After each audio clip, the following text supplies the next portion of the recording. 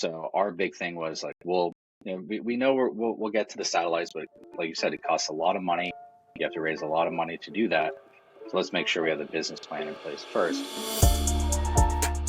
Welcome back to the Clean Techies podcast, where we interview the top climate tech founders and investors to share their stories, advice, and lessons when it comes to building and investing in climate. Today, I had the chance to speak with Dan Katz, the CEO and co-founder of Orbital Sidekick, where they are using hyperspectral satellites to identify methane leaks in various different types of pipelines. They are also working toward being able to identify geographies with a high potential for critical minerals below the surface. Think the types of minerals that are critical to the successful energy transition and climate revolution generally.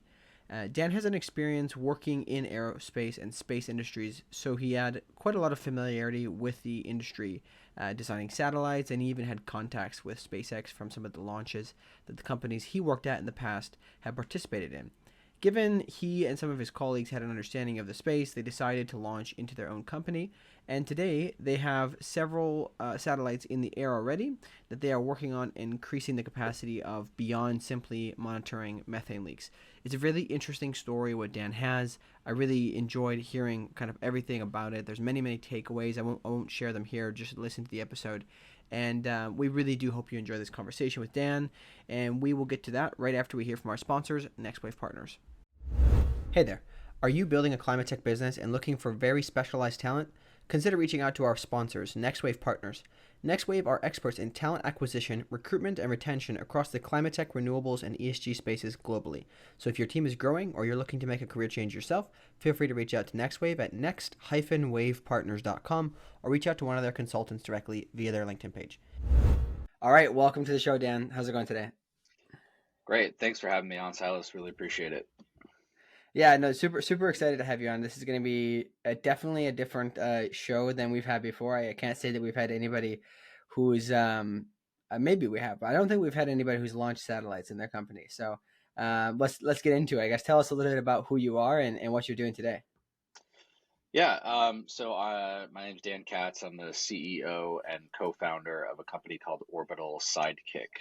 And in kind of at a very high level, what we do is we have a constellation of hyperspectral satellites that we use to fuel our intelligence platform that can chemically fingerprint anything on Earth. And so which is kind of a very broad, 500,000 foot view of things. But really what this means is that we can go after and monitor critical energy infrastructure around the globe in a scalable, objective, accurate means by leveraging this satellite technology. And when I say chemical fingerprinting, I really mean that I can identify things, everything from methane to liquid hydrocarbon spills to monitoring chemical weapons detection in denied access areas, all sorts of different things, kind of application agnostic, and happy to dive into the technology. So that's pretty fascinating. There's a lot of things I don't understand there. So can you explain what does hyperspectral mean? Sure. So yeah, in a simple way, what I like to think of, so as I mentioned before, hyperspectral is a means to chemically fingerprint objects. And to dive in here, it's everything reflects and absorbs light in a unique manner. And we usually see that with our eyes. We see something's green or red or blue. And when we take a picture with our iPhone, we're getting that photo, and we're looking at the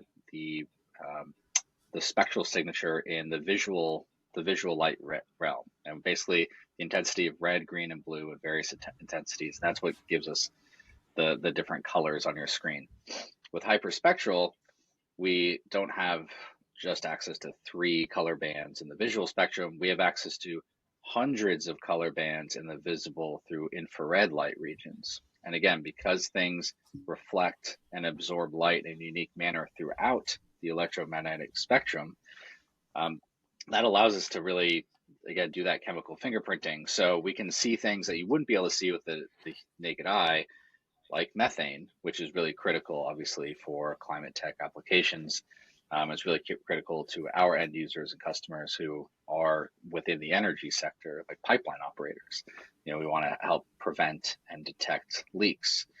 And again, this is very kind of application agnostic. People have used hyperspectral for lots of things in the past, and present. They've used it for mining applications. So looking at mineral exploration for battery storage materials. So looking for signatures of nickel or cobalt or lithium, things that are, like rare earth elements, because each of these minerals have a different reflectance and absorption features within the visible and infrared light region. And so our sensors and our intelligence platform can detect those signatures and identify them, and then relay that information to relevant parties. Mm-hmm. Okay. This may be a really stupid question, but in terms of, you mentioned there's regular viewing with, special computers, but also infrared. Are there ways to kind of view beyond the surface level of the Earth when you're doing some of this stuff? Hey there. Thanks for listening to this episode. If you made it this far, it's likely that you're enjoying the show, so I wanted to ask your help. If you're enjoying it, please give us a review on Apple Podcasts and share with somebody in the same industry who might find this interesting. And if you're interested in getting summaries of these episodes, go subscribe to our newsletter that comes out on LinkedIn and Substack. Links can be found in the description. Thanks for your help in growing the reach of this show. That's a very great question, and it's something that comes up often as a question. So the short answer is no. We cannot. This isn't like some special X-ray vision where we can see down subsurface level of solid surface. But so for those mining applications, we're not looking down to maybe directly see a cobalt or a nickel deposit. But when there is the presence of those minerals in the subsurface, there are certain things on the surface of the Earth that we call alteration minerals that would indicate that there is likely a presence of those other minerals below the surface. So that's kind of what we're looking at. So those kind of indicators. But what that means really, and this kind of gets to this intelligence platform piece of the company, is that you need a ton of data to kind of process and go through to look for these kind of secondary features that would indicate the presence of something that's hidden below. So having access to our own satellites that can persistently monitor the Earth, that can capture petabytes of data on an annual basis, and then we can parse through that data using very well trained machine learning algorithms, and AI models can actually help us understand better the nature of the Earth and the planet, and basically creating this global hyperspectral atlas of the world that allows us to do this chemical fingerprinting at scale. Yeah, so this is quite interesting. So how do you then, maybe we're getting a little too far into the weeds, but I do want to ask this question, is how do you identify existing locations? So you say, okay, we know there was a mine here, but did anybody look there before we started digging to see what it looked like on top? Like, how do you reconcile what was naturally prior to any intervention? Like, how do you reconcile these two things and identify it? Are you having a hypothesis once the satellites check out an area and then you go have somebody test it out? How do you verify all that?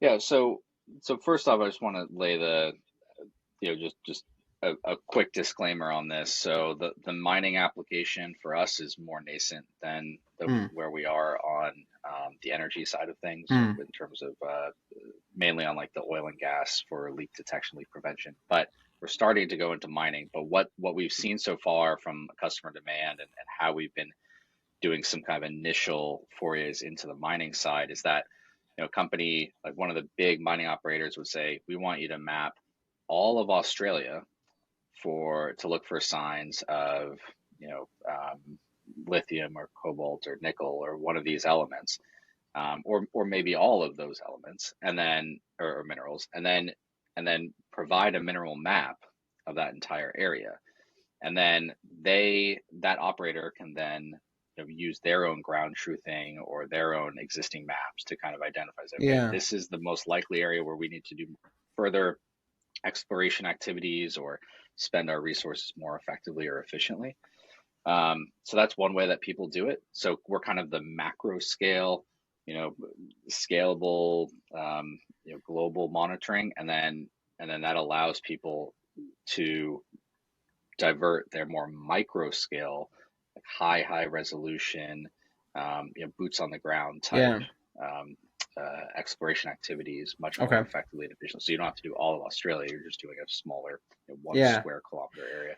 So that's kind of how that goes. And then, yeah, there are some pre-existing maps that people can use and leverage. But it's kind of, it is, at the end of the day, it is kind of, it's a big data play. We wanted to take a quick break to tell you about another climate tech podcast. Well, literally. Ryan Grant Little hosts a podcast called Another Climate Tech Podcast, where he interviews climate tech founders and VCs, which, as I'm sure if you're listening to this podcast, you will love. So we highly recommend checking him out. The link will be in the description to this episode. Now back to the show. Right? So the more data you have, the more that you adjust into your models and using pre-existing information and data, and combining that with new data, in order to get the highest degree of certainty that you have a find on hand. Yeah. No, this makes a lot of sense. I think it's something that's come up quite a few times with the VCs we bumped into recently, that they're talking about this and identifying, companies that can collect climate related data. And I find it quite fascinating, just to maybe take a step back to try to iterate this in a different way for the listener, that essentially you're just providing, the moat is, it's hard to launch satellites and get them in the air, but especially, we have satellites, but these ones can read different things, right? So now, instead of having just a map of the world, you're providing the hardware that's capable of identifying everything. And then maybe an individual company with specific knowledge of, whether it's mining or something else, can then purchase that data and then look through it and utilize it in their own way. So there's a couple questions I have around that in more detail we can get into, but I think it'd be a good point to pause and go back to, how did you get into this, right? How did you decide to build this company? How did you come up with the idea? And, why did you become an entrepreneur in the first place? Yeah, that's a great question. Um, so basically, the company started in 2016, really in my garage in San Francisco, and it was kind of one of these stereotypical Silicon Valley startup stories where my co-founder Tushar Prabhakar, who's a brilliant guy, the two of us, we were working at a company called Space Systems Loral, or SSL, which is a commercial satellite manufacturer here in the San Francisco Bay Area. They're actually now part of a company called Maxar. Anyway, that when we were there, we were building satellites for other customers. So we would build these big, massive communication satellites that were like the size of your kitchen, and we'd launch them into space and then sell that, and that they would be handed off to customers like DirecTV or Dish Network or SiriusXM Radio. So these big communication systems. And we're also there. This is kind of the early 2010s. We started to see this emergence of companies like SpaceX, which were providing faster, better, cheaper access to space, and that started to fuel some more frothiness among VCs to invest in startups that could launch satellites, so smaller businesses that aren't like big public companies or first world governments. So you have companies like Planet, or Skybox, and some others that maybe some of your listeners might be familiar with, maybe not. The point is that you saw this emergence of you didn't need billions of dollars to launch satellites. You needed maybe $100 million to launch satellites. And so we saw that happening, where this small satellite infrastructure was being put into place. And then what we also saw at the same time was that the world's burning. So you have a lot of issues that are happening in terms of climate change. You have massive issues with energy security and infrastructure security, both here domestically and abroad. And we don't really have like a fantastic way to scalably monitor all of this really critical energy infrastructure that is needed to provide power to people across our country and across the globe, but also is a major source of methane emissions, which is a direct cause of climate change. And so what we kind of combined a lot of things. We combined our satellite backgrounds. we combined this confluence of technological advances, like with launch access with SpaceX and commoditization of some satellite components that were happening. I've got a background in physics and astronomy and astrophysics, so that's where I got first exposed to hyperspectral technology. So using basically imaging spectroscopy to look at the chemical composition of celestial objects like stars and planets, and basically saying we can use this high spectral resolution data, point it back at Earth to do that chemical fingerprinting, which we talked about earlier. And then my co-founder Tushar, he had aerospace background, but he also had energy startup background. So he worked for some companies that had done some startups that had done things like turning CO2 into cement for carbon sequestration and building supplies. Worked for some wind turbine companies. So we kind of combined all of that together and said, many late nights, weekends, bar sessions, whatever have you, kind of in 2015, early 2016, to say, let's build a company around this where we can leverage this hyperspectral technology. We can put it on small satellites to get global coverage, do this chemical fingerprinting, and then apply the data and the insights that we extract from that data specifically to move it towards apply it to energy transition. And our foot in the door was really actually oil and gas pipeline operators, because it's a scalable, it's a scale issue, right? Where there's millions of miles of pipeline across the U.S. and the globe, and the oil and gas sector contributes 40% of all methane leaks. So, clearly there's an issue there. They're not monitoring their infrastructure effectively. And we have a scalable solution to be able to monitor that and help reduce and prevent methane leaks. So that was our go-to-market strategy, and that really was critical for us, was identifying that initial foot in the door. Because as an entrepreneur, when you're starting a company, one thing that can quickly kill your company, especially when you have big ideas with your technology, is trying to boil the ocean, which is a very overused term. I feel like you probably hear it a lot, but it's very true. Don't try to boil the ocean. You have to make sure you do at least one thing exceptionally well before you start trying to scale and grow and to be everything for everyone. So that was our big thing. At the beginning, we really were hyper focused on providing monitoring solutions to the midstream sector, to oil and gas pipeline operators. So we can help you meet and exceed regulatory compliance, help you prevent and detect leaks. And that's what we set out to do. That's what we're doing today. And then things like mining or going to agriculture, there's defense and intelligence, there's all sorts of other applications, but these are all things that, as you grow and scale, you can start going into, but you don't want to try to do, again, you don't want to do everything for everyone. Otherwise you'll do nothing for everyone. Yeah. There's quite a lot of questions I could ask from that. I guess probably the most burning one to me. So first of all, I appreciate the point about doing something well, because a lot of the climate tech startups I've bumped into don't understand that initially, kind of intuitively. So they're trying to do everything, right? They're trying to, if you will, maybe cool the ocean all at once rather than just a local lake or something. Usually we're all trying to cool the earth right here, but right. The thing I'd like to, so we understand what you guys are doing. So, and we saw how you identified the opportunity. How do you actually get started with something like this, right? So you go from working your other jobs and you're doing some stuff in your garage, and then maybe you have the technology. How do you actually go to having a product? Because, you got to launch satellites, right? And you need money to do that. So can you explain kind of the process of the actual MVP? How did you identify that people were willing to pay for this? And then how were you able to go from that to raise money to then launch something?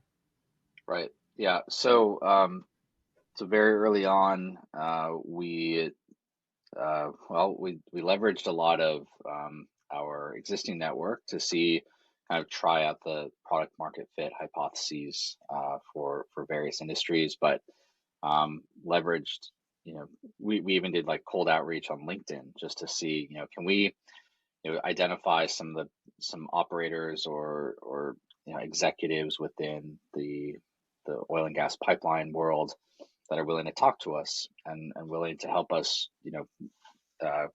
synthesize this really big idea we had around monitoring their assets. And so we're able to build kind of an informal advisory board very early on, where you're really just giving them a handful of shares, like equity in the company, just to talk with you and bounce ideas off of, just to see, does this make sense? Are we on the right path? Can you help formulate this go-to-market strategy? But that was really the key thing was, we the satellites and the technology, that's all kind of happening in the background as well. But building satellites and launching satellites just for just to kind of say, well, let's just do that and then we'll figure out a business plan later. That was a bad idea. I think it's a bad idea. I don't think people have tried to do it. I think they've failed. It's trying to build technology for technology's sake is a very challenging path to take. So our big thing was like, we know we'll get to the satellites, but like you said, it costs a lot of money. You have to raise a lot of money to do that. So let's make sure we have the business plan in place first. So that's where we started. We really started on the business side. And so once we knew that we had product market fit there by building this advisory board, just customer discovery, making sure that we had people lined up who were, we knew that we could turn them into raving fans if we were able to provide this monitoring service for them and solve a real problem for them, and that there's a big market there. Then it was, okay, now we can go out and start raising money to convince VCs to put money into this, to build the satellites, to launch them, to operate them, and get this going. So 2016 and 2017 was really for us about the market side and that go-to-market strategy. And then kind of towards the end of 2017, we raised a bit of friends and family, a small friends and family round that helped us put some money towards putting our first space mission together. So what we did, instead of going out and say we're going to launch 10 satellites that's going to cost $50 million, so well, let's see a better way that we get to space faster and cheaper. So for about $100,000 and leveraging some NASA grant money, we can build a small tech demo that's about the size of a shoebox. We can launch our first hyperspectral satellite or hyperspectral camera system, launch that to the International Space Station, because the International Space Station is actually a national lab, in the same vein that like Sandia or Oak Ridge or Lawrence Livermore or any of these kind of, some of your listeners might be familiar with. And because of that, they actually have to provide some grant money for the public to be able to access them. So we applied for that grant, and they accepted it. They matched some funds, and they allowed us to launch our little hyperspectral camera demo to the space station in 2018. And that was kind of the first time we actually got to demonstrate the hyperspectral technology in orbit. And that was really kind of the beginning of more of the ramp of being able to start taking in external venture money, because we were able to demonstrate that between the technology working in space, getting data down, and showing that we can use it for our go-to-market strategy. That was the validation point that VCs needed to see, and then raising capital was more straightforward from there. So then it was a matter of, okay, you've kind of done the MVP. Now let's start building upon it. Hey there. Quick break to remind any founders or VCs listening, if you are looking for deal flow, seeking to raise funding, looking for partners to help service your needs, or perhaps you're looking for corporate investment partners, feel free to reach out to us through our Slack channel, which can be found in the description. Because we meet a lot of people in this space, we set aside time each week to make introductions to the various people that we encounter. This is something we do free of charge in order to help these incredible companies solving climate change to scale. Looking forward to hearing from you in the Slack channel. And so that little mission on the space station was getting launched in 2018, operated for over a year on the space station. And then from there, it was so that we raised a Series Seed in 2018, raised a Series A in 2020 and early 2021, and that was used to the Series A was used to fund our main commercial hyperspectral constellation of satellites, which we're in the process of launching right now. We've got 3 satellites that we launched earlier this year, and we have 3 more satellites launching next year, and now we're really in the commercialization and growth phase today.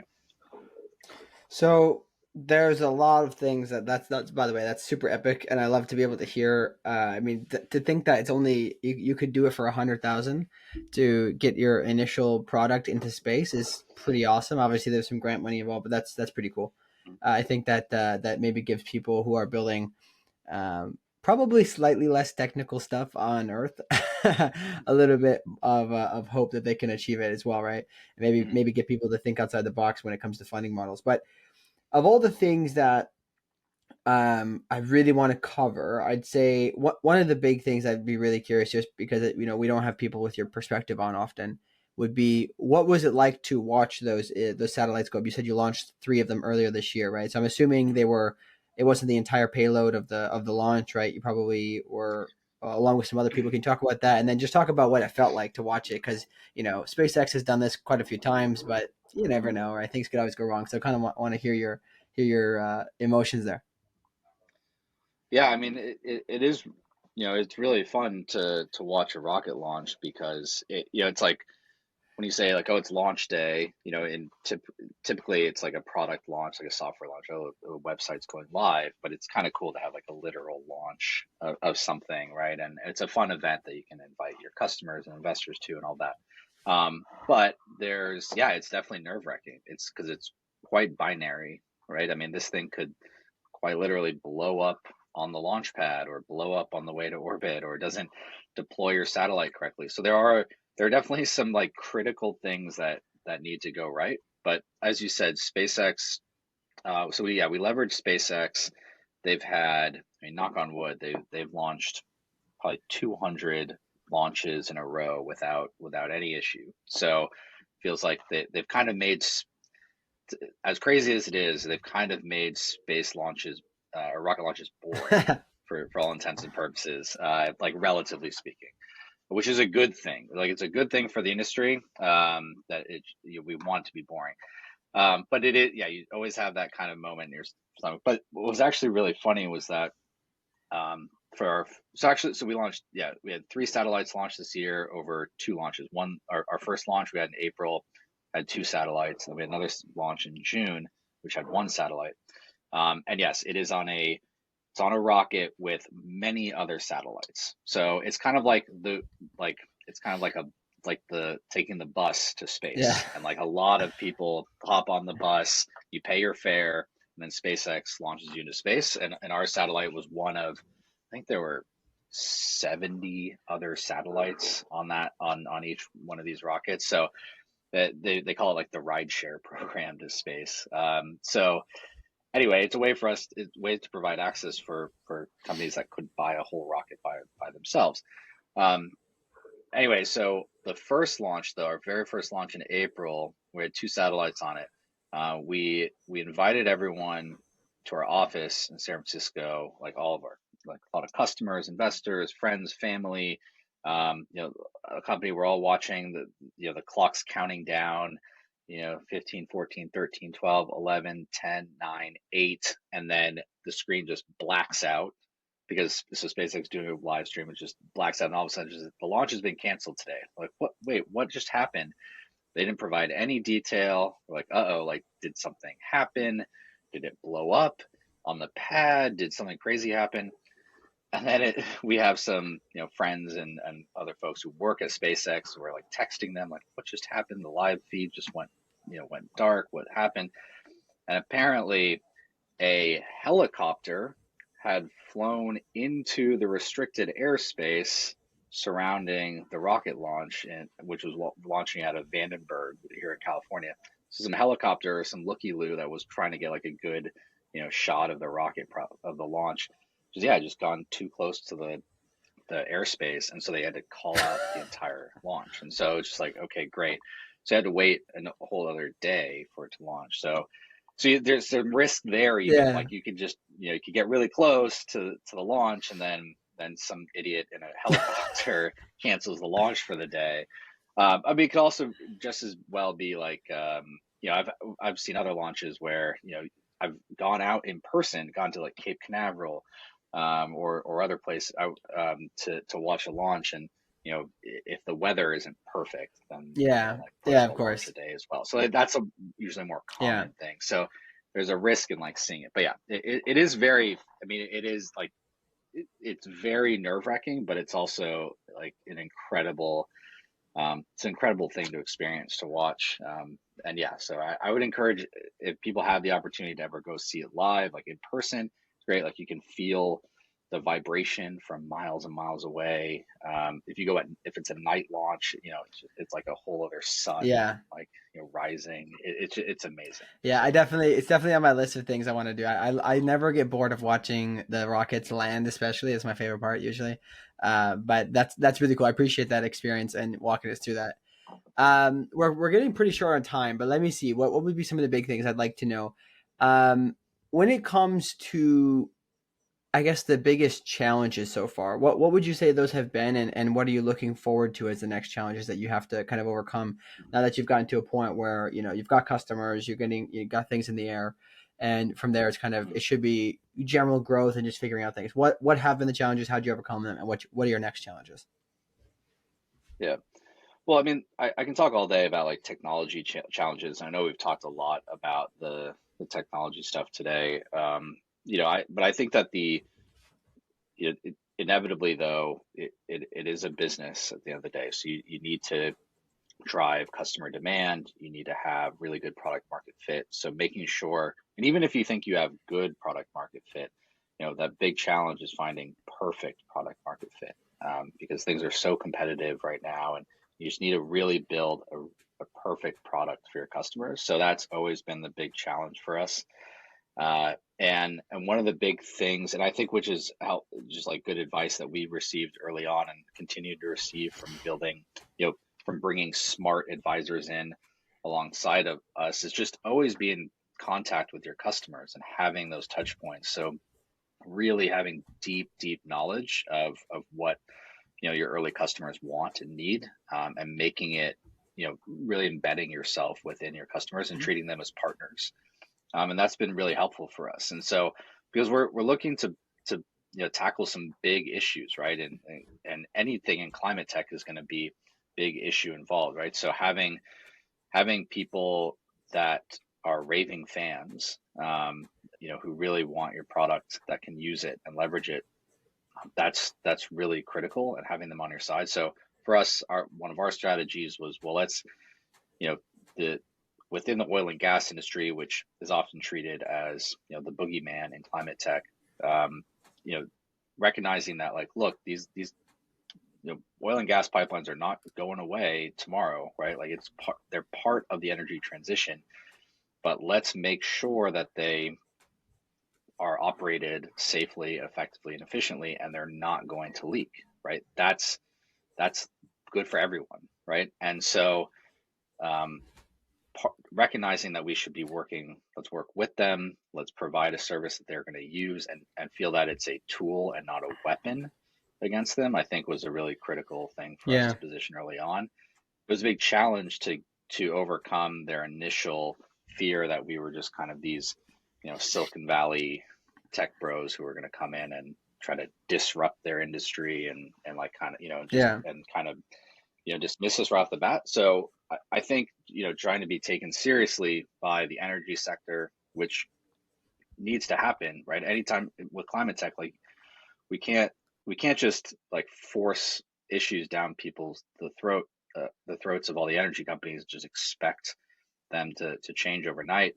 Like you have to embed, you have to, change, like you have to be very intentional about how we go about changing and steering the ship in the right direction here. And that's kind of been the strategy we took, but it's very difficult to do. But you have to start very early on, and make sure that you know the right people, and have a really good Yeah. product. No, that makes a lot of sense. I think it is. It's very important to be particular about how you approach conventional players, whether it's oil and gas or some other space in the kind of conventional space that you're hoping to help them decarbonize, because they in many cases have very high capex for what they've built, and even though it's a huge, usually these are multi-billion-dollar companies, they I'm assuming if I'm a if I'm a CEO or I'm a big time manager at one of those companies, there's still probably a lot of fear of loss, right? Because you could do something that breaks the machine, right? And if you break the machine, metaphorically speaking, you can have billions of dollars of loss, right? So it makes a lot of sense. One last thing I'd like to get your take on is in terms of team. So can you talk a little bit about identifying talent, how you attract talent, and how you keep them motivated, especially in this space where you're working kind of straddling across various industries of what you're looking to serve, but focused in your space in kind of the space exploration or satellite business. I don't know how you call it usually, but can you just talk about that, the talent side of things? Yeah. Well, I think that yeah, I mean the talent side is it's everything, right? The team is really kind of the critical piece here. So um, early on, it was about attracting some higher level advisors who could help, as I mentioned before, and kind of helping them formulate, which gives you an idea of what kind of people you need to bring into your team. But and then I think for us, we had some growing pains early on where we brought in like a nice core group of people early on, and then we got some capital in, and we actually I think we grew too fast, because and we kind of brought in people that maybe didn't weren't completely aligned on kind of the more of the move fast and break things, and kind of the like understanding kind of the hustle that is required in an early stage startup. So I had to do a bit of a restructuring in order to really get people who were highly motivated on mission, to that recognize that what we're building here is pretty amazing. To be able to launch stuff in space is really fun. It's a great way to keep people motivated and involved, again with these launches and things like that, and but also being able to say that, hey, we can help really change the world, and we can help um, you know help navigate the energy transition. I think is a very big mission statement. So it we've which has been great for recruiting as well. We'll get people from like the FANG companies coming to us and saying, well, yeah, like someone at Facebook was like, yeah, I'm getting tired of just really building algorithms, models to trick people into watching advertisements. Like that's basically my job at these big tech companies. So it's like, I can't offer you the pay of these big companies, but I can offer you a much more exciting experience and something much more impactful. And I think that's been a key way for us to build the team, bring people in who are highly motivated and are willing to move fast and break things. Yeah, no, I like that. I think I do really find it fascinating how things will play out with, at some point, every person, I think, this is probably a couple decades from now, but at some point, most professionals will have some level of climate knowledge, because every part of the ecosystems generally will have something to do with sustainability or climate, right? So they have to have an understanding of it. Mhm. So I do kind of find it interesting how early on you may hire for somebody who has the sustainability knowledge, or you may hire for somebody who has the technical knowledge who's interested in sustainability, or in the case of sales, you hire somebody who just has relationships, right? So there's a lot of really kind of fascinating parts and moving things there. But we are out of time, but this has been really a pleasure. We probably have to do this again at some point. What's your kind of final call to action, and where people can reach you? Yeah, well, look, I think people need to take a big, take the big leap and go after the big idea. I think it can be scary at first, but there's we only got one life to live, I guess, and make a big impact. So I encourage people to try entrepreneurship and go take the big leap, and especially in the climate tech and sustainability. I think that's really the key area, and that's where and frankly, that's where VCs are still investing dollars today too. So I think that's really, it's a good space to be in. Um, people can definitely reach us at our website, orbitalsidekick.com. We've got some positions open as well.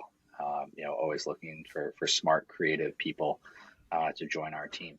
Awesome. Very good. It's been a pleasure to have you on, Dan. It's really, really fascinating. I love the stories, and definitely going to continue to follow along what you guys are working on. Great. Well, thanks. It's been a pleasure.